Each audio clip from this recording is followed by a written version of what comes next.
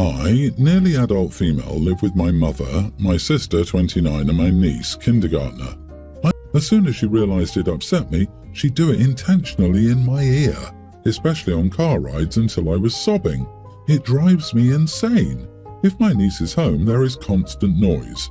My mother and sister are able to tune out the noise, but I can't. If I hear something, I can't focus on anything else. To be clear, I understand that none of this is my niece's or sister's fault, and it's not anyone's responsibility other than mine. I'm just trying to paint an idea of why this is so overwhelming for me. I don't dislike kids. Living with them is just a lot for me. Yesterday, I learned that my sister is over 6 months pregnant, and they've known each other for 4 months. I noticed her stomach was larger, but my sister is pretty overweight, so I never really became suspicious until recently. They told me they plan to keep it from me for as long as possible until I noticed, which terrified me.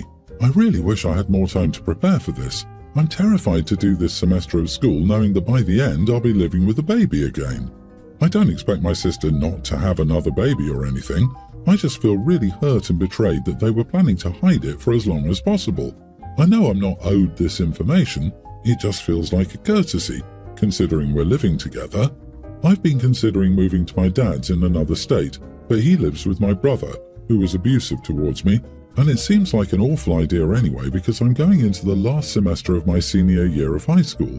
I mentioned that I wish they told me sooner, and my sister got upset because I'm a child who doesn't need to know all of her private business. Am I the idiot? Not the idiot. Your sister needs to be the one sleeping in the basement next to the baby's room. She's the one getting pregnant. She needs to be the one dealing with said baby at night. It sounds like you were the primary person in charge of your niece during the nighttime responsibilities. Are they expecting you to do that again for the new baby? Your mom and sister clearly have no respect for you or your triggers. They apparently haven't told your niece not to scream in your ear, which baffles me. They make you sleep next to a colicky baby. Did your sister even get up at night to help care for the baby, or was it all you? I think your sister is taking advantage of you and your time and help. I'm very sorry you had to go through this. Make it clear that you will not be caring for this baby or sleeping next to the nursery. You really need to stand up for yourself on this one, to both your sister and mom. I know it's hard, but it's necessary. There needs to be very clear boundaries. Your feelings are valid. If they fight you on it, I would just move your stuff to a different upstairs room. Show them how serious you are about this. They admitted they would hide it from you as long as they could. They weren't going to give you time to process it or object. Since your mother is enabling this BS, I'm guessing they'd be against you swapping rooms with your sister. Get yourself some noise-cancelling telephones and tell your sister to get a baby monitor. When her baby cries or niece needs her, she can traipse her butt downstairs to care for them. You did not get knocked up. You are not responsible for her children. If they threaten to kick you out for not allowing them to parentify you, respond that you'll call CPS for neglect, since the mother of the children is not taking care of them. Move out as soon as you are able. I'm so sorry you're going through this. Good luck. My 27 female husband, 33, and I are currently taking care of his recently orphaned niece, pretending to call herself Kelly instead of her middle name. She said 2 Anns in the family would be confusing, so Kellyanne needs to get used to being Kelly. My husband said she was being ridiculous, and if anything, it's her baby that needs renaming because Kellyanne has been calling herself Ann for years. My sister argued that she'd announced her baby's name many months ago and we only planned to adopt Kellyanne recently, so we should be the one making her rethink how to call herself. I joined my husband's side and told my sister that Kellyanne could call herself whatever she chose to. My sister and her husband called my husband and me idiot for stealing her baby's name. So am I the idiot for refusing to call my niece anything else but her chosen name? Not the idiot. No one should have to choose a different name. I know a few families with cousins who share a first name and it's not a big deal. If your aunt doesn't want to have 2 Anns, then she shouldn't use it. But expecting a child to adopt a different name than she's been using just because she, the sister, has decided to use the selected name is entitled and mean to say the least. Your sister and her husband are being absurd. There is not really any such thing as stealing a name, and Kellyanne has been alive for far longer than their child and has been using the name for longer too. Out of curiosity, would they also expect you to change that child's name if you were to later adopt an older child into the family who came with the same name as one of their kids? Ludicrous. Exactly this. Anne has already lost so much. She shouldn't have to lose her name. Let's further traumatize Anne by forcing her to change her name for a baby that Sister sees as a more legitimate family member than Anne. I mean, that's really what's going on. Sister sees herself and her baby as more human than Anne.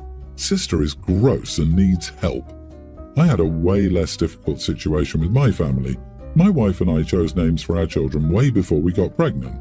For a boy, we chose the name Jack, not the real name.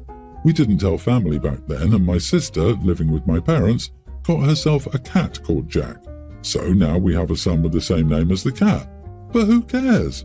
We even call them Human Jack and Cat Jack. Tell your sister, great, we can call them Big Anne and Little Anne. My 28 male sister, 33, is visiting me this week with her daughter, my niece, young teen. I was excited to host them in my house as I haven't really seen my family much ever since I moved away from our home state for my career. For context, I'm a lawyer at a large firm.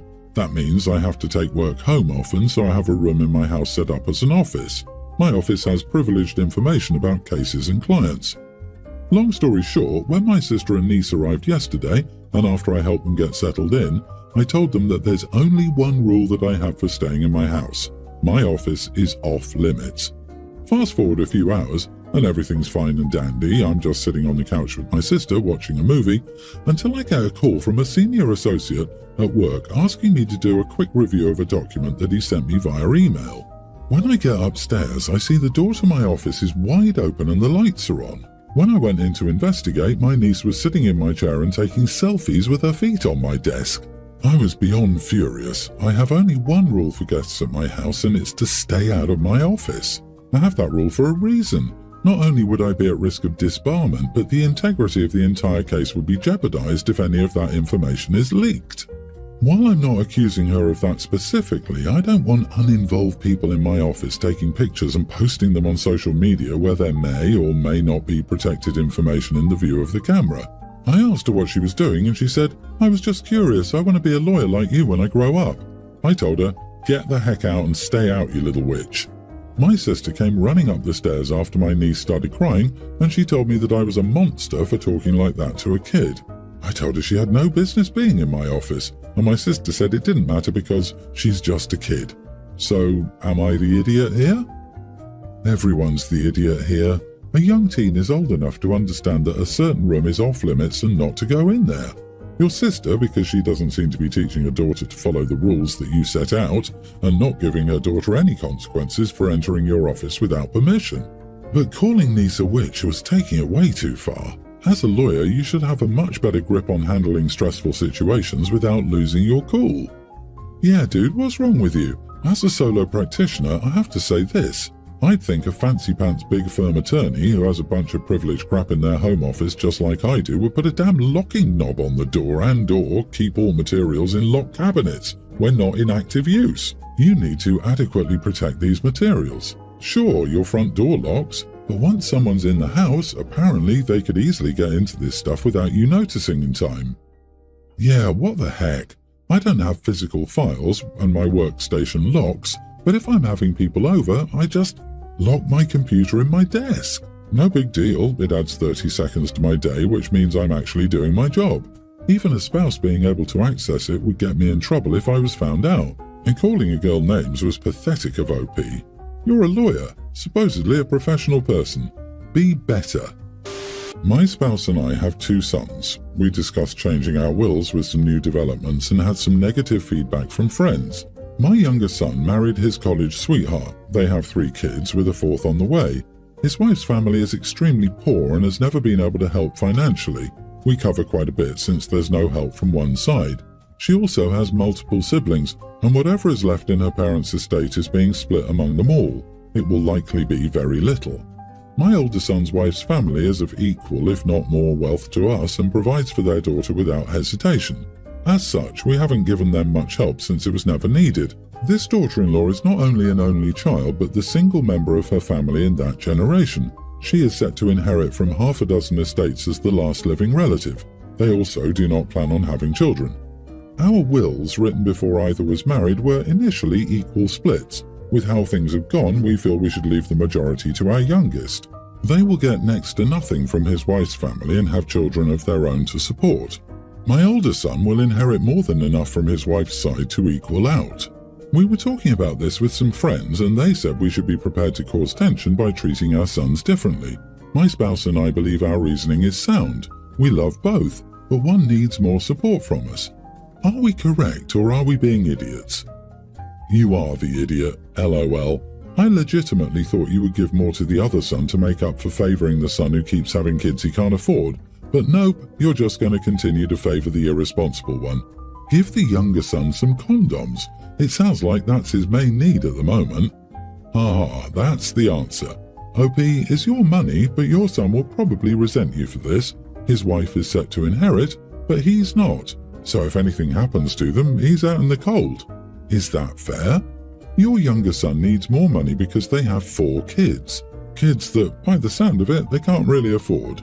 I understand your reasoning, but this is an issue he is causing himself. I second this. If anything should happen to the older son's wife, she dies before her relatives, he will inherit nothing while your younger son gets it all. If your older son's marriage ends in divorce, he will not be entitled to her inheritance, and as you left him with nothing, he will not get his own.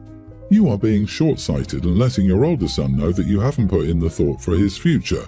It's an insult for that alone, but the message you're sending your sons is that you only want to support the one with more children than he can afford and requires constant handouts. That's unfair to the one son who has taken nothing from you as an adult. And why the heck are you discussing this with friends? Stop, right now. Equal split, and don't discuss it with anyone. Because they know it's wrong and they were hoping friends would understand. And now that their friends don't side with them, they're hoping random strangers will side with them. Joke's on them because their current plan sucks. I'm a 32-year-old female. I have 4 kids. Young teen, 2 tweens and an infant. Yeah, I know, don't come at me. As of 4 weeks ago, the kids' school shut down completely due to water damage and a fallen roof in the gymnasium and cafeteria. They should be returning fairly soon, I would think. Until then, virtual learning. Honestly, I'm having a rough time with the lack of decompression time.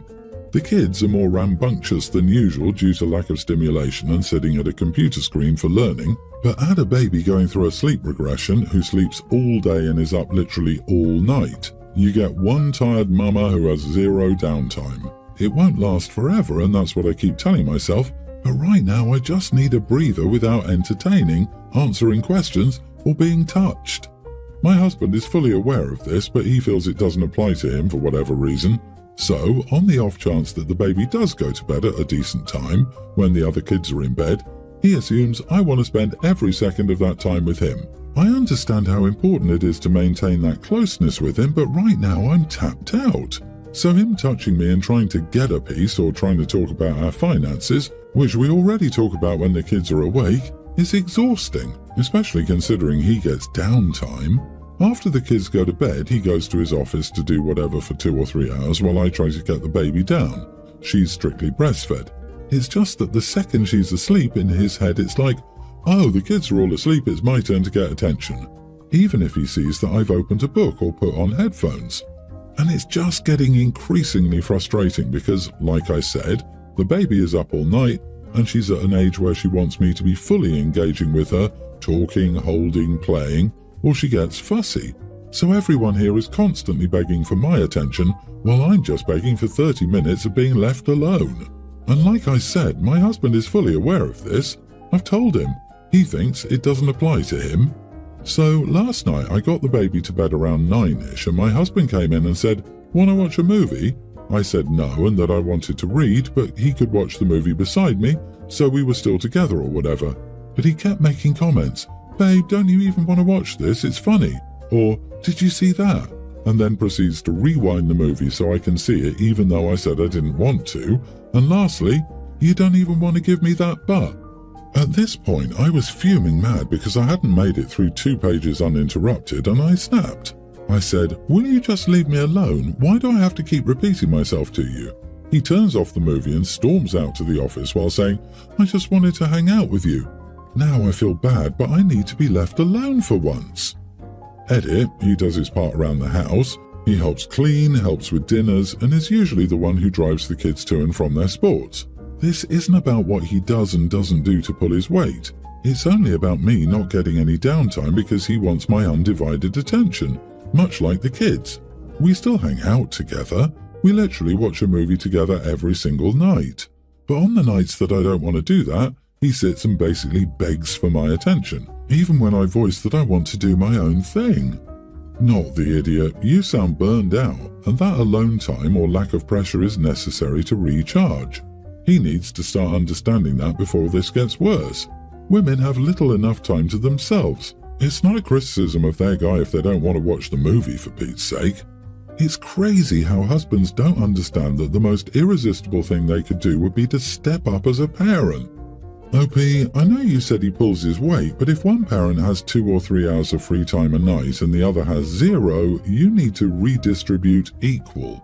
Tell him next week you'd like him to put the baby down. As soon as you're done nursing, hand him the baby and take time for yourself until it's time for the next feeding. If that recharges you, find a way to make it the routine at least some nights a week. Yes, but nursing doesn't always work like this. People think of breastfeeding primarily as a way to feed a baby, but it's actually primarily a relationship. OP may be the only person who can get the baby down with nursing. A better solution is for the husband to actually listen to his wife and give her space when she wants.